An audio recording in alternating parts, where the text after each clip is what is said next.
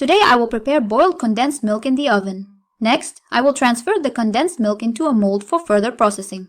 I cover the form with foil from above and press it tightly along the edges.